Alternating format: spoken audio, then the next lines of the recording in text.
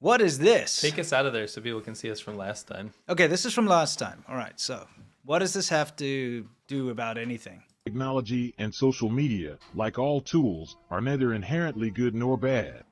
虽然马克思先生是德 Well, 国 I just 人， wanted to remind you guys of last time. We talked Okay. about, well, one of the previous times, we talked about how China was resurrecting dead figures. Yes. Like dead historical figures to use for CCP propaganda. Right. So meaning they took took Confucius. AI version of Confucius and made him espouse current Chinese government values, despite him having nothing to do with the Chinese government. Well, remember we proved that wasn't AI anyway. It was Yes. just like a free online app where you can type the words you want and put an image. Well, the craziest thing, if you didn't see this, they actually tracked down one of Confucius's ancestors. Yes. And then told him, hey, we've resurrected Confucius. Yes. With AI, so you can ask him anything, and he'll tell you, like, with his thought and guidance through the power of Chinese AI, he'll give you advice. And he was like, wow, this is really cool. But it turns out, like you said, it's just an app, a free trial of an app. Yeah. That's not AI, and you can type in whatever you want. It's just like early internet stuff. Yes. It's really basic, almost like Flash animation, but It's like a very Snapchat bad. filter. Yeah. Anyway, we made our own version. But anyway, they're doing it with other people. Like Karl Marx. And the reason that they're doing this is that they're trying to use AI, which again, this is not AI. It's not AI. It's a face filter on a person. Yes. To legitimize what the Chinese government is doing. Yeah. Let's have a look what they did on Oh, I national can't wait. TV. I'm just so happy to see what they have to say. 但是我给您穿上了唐装，这样更有中国气派。不知道先生您满不满意？我觉得挺精神。我到中国100多年了，其实我早就是一个中国人了。Yeah, I mean, come on. Okay, so Karl Marx. Yes.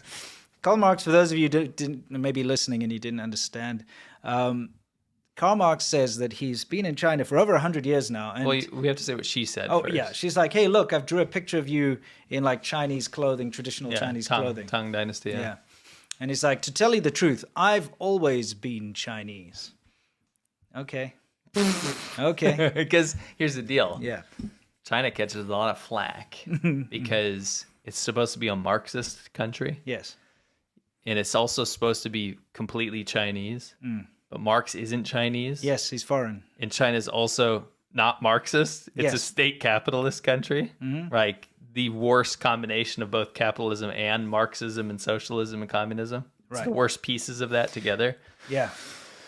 And so they have to take ownership of it because they get so much international critique on that. Like China, you're not a communist country, but you're kind of more akin to like Hitler's Germany. Yeah. You know what I mean? So they have to like take ownership, and they're like, no, Marx is ours. You know? I think that's probably one of the biggest losses of face the Chinese government has, because they're all about our Chinese culture is 5,000 years old. We're, everything's with Chinese characteristics. We're Chinese, it's all about the speciality and the superiority of China and Chinese people.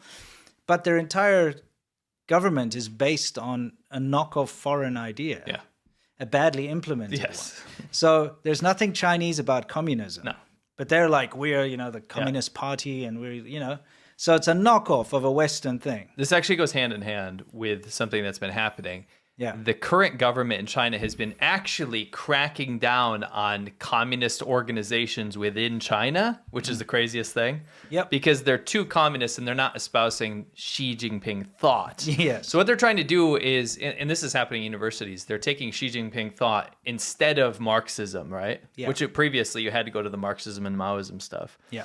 Now they're incorporating Xi Jinping thought instead. So they're trying to morph the Marxism into Xi Jinping thought. They don't want people to look at Marx as some sort of master figure over the Chinese, government. Yeah. Xi It's Jinping has to interesting. take precedence. Anyway, what else is this guy going to say? Okay. He just has a good chuckle. Okay. Whoa. Hey, look. Whoa. We often are showcasing like the shenanigans of the Chinese government on this channel, okay, and the more negative things that come about because of the Chinese government. So I thought, hey, let's show something positive. We'll show a This real is epic. real special skill this particular Chinese gent has. He's got a little whistle thing in his mouth, but let's just see how epically he can control this thing.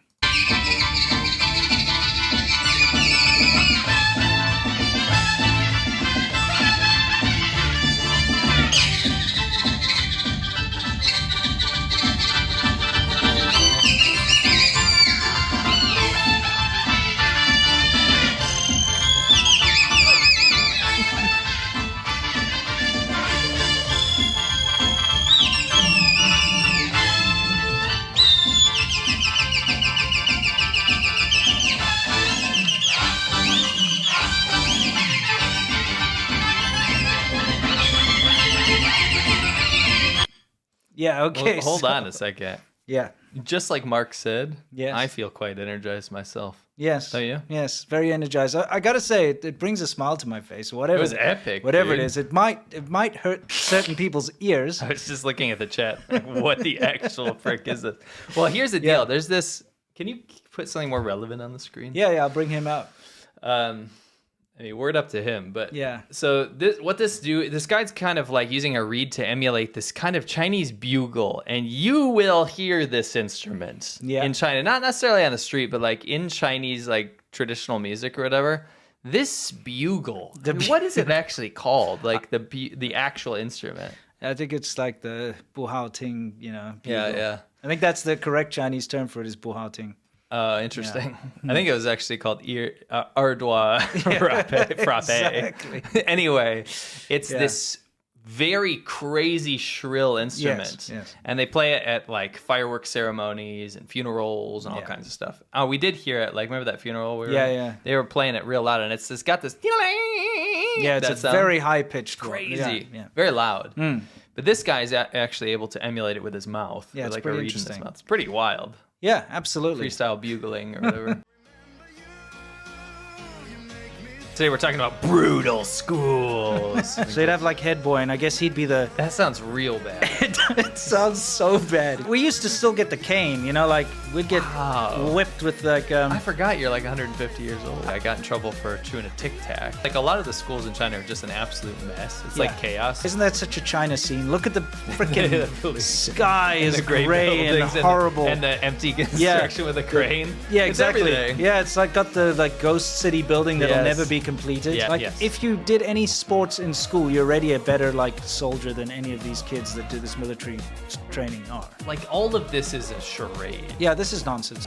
They've been showing this stuff around. This is some of the funniest stuff I've ever seen. Yeah. Don't teach kids to hate, especially don't teach them to hate a specific nation or race.